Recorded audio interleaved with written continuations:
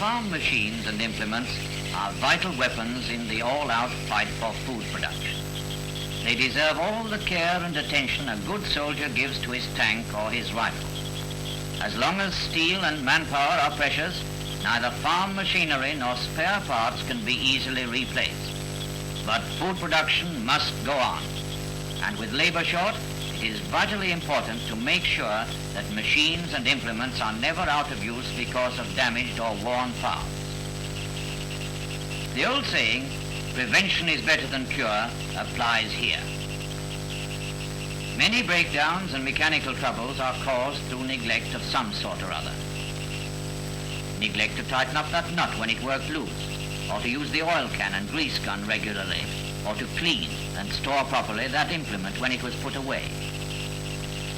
For instance, somebody forgets to drain the water during frosty weather. Result, a cracked water jacket, and this tractor's out of use just when it's badly wanted. Manure distributors are a frequent source of trouble on some farms. Broken gear teeth and other parts just because they weren't cleaned out after use. But even if used with care, parts will break, usually at the most inconvenient time. Mower connecting rods, plow axles, and lots more. And as a machine gets older, parts wear and are a source of trouble. Knotting troubles on the binder, for instance, are often due to worn parts of the knotter mechanism. But when a part breaks or wears, there's probably no need to get a spare. Fortunately, most broken or worn parts can be repaired by welding, which makes them as good as new. The blacksmith's the man to go to for welding repairs. For one thing, he usually has a sound knowledge of the use and construction of most farm implements. And he's been used to welding all his life, first with the fire and anvil, and now with an oxyacetylene or arc welding plant. This smith is using an oxyacetylene blowpipe. The edges of the metal to be welded are first cleaned and beveled, then the flame is used to heat them so that they melt. Some additional metal is added to the joint from a welding rod. Welding continues until the joint is built up to the original size or even a little bigger.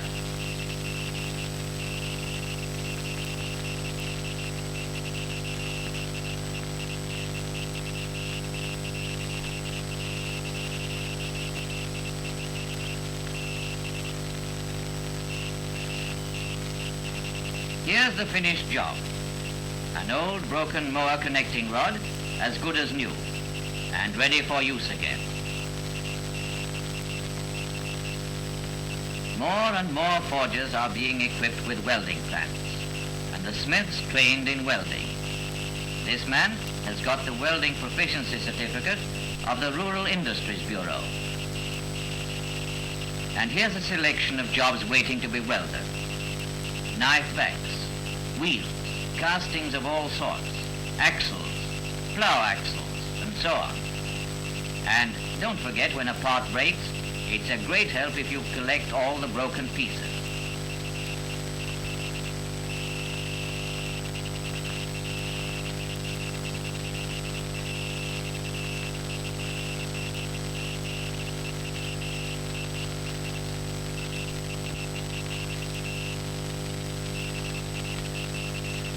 There may be a doubt in some farmers' minds about the strength of a welded joint. Here are two pieces of bar welded together. Watch the smith bend the joint in the vise.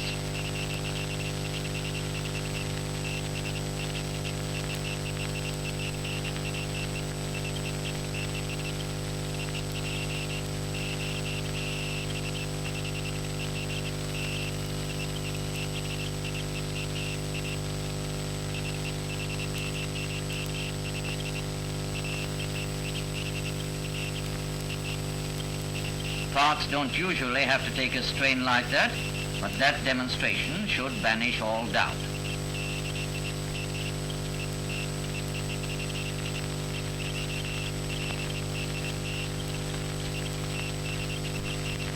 Most welding repairs, however, are on castings. Here's a broken sump plate of a tractor, for instance, a comparatively easy welding job.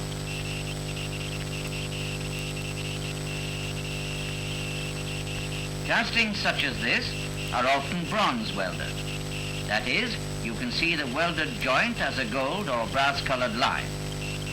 Don't think it's a makeshift type of repair. It's a perfectly reliable job, and the welder uses this process because it's much better and quicker for many castings.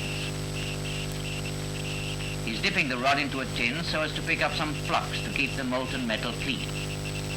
Again, the broken edges must be cleaned, and then the smith begins to mend it by bronze welding.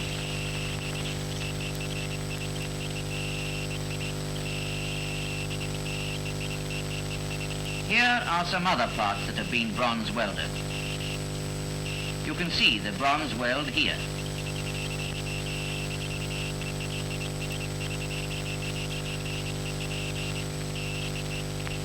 And here's a new bronze tooth on a gear wheel.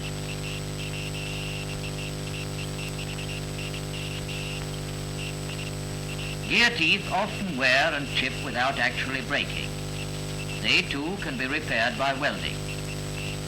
In fact, the rebuilding of worn parts is an important type of welding repair because worn parts often lead to broken parts and are often the cause of all sorts of annoying troubles. Binder-knotter mechanisms, worn axles and shafts, sprocket wheels, levers, plough bodies, bearings, and so on.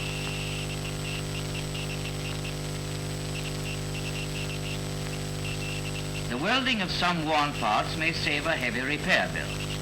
But the point is, have them welded before they get really bad. It's cheaper for you and easier for the welder. And they'll be as good as new again, just as these teeth have been built up and are now being filed to shape.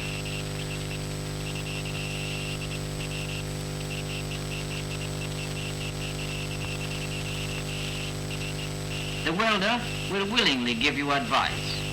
He's got a lot of experience to draw on, but don't wait until the last minute. Others have work for the welder, so try to get your implements repaired at the end of their season's use. Then they'll be ready when you want them next time. Another point, a scrap heap's worth looking into. Maybe there's a part or two worth repairing which might put an idle machine into use again. So make a search through it before it all goes for salvage. If by any chance you don't know who is your nearest welder, your county war committee will be able to tell you. You have seen some of the ways how welding by a blacksmith can help you to keep your machinery in action. No one claims, of course, that every broken or worn part can be welded, but you'd be surprised if you saw some of the jobs that the welder can repair.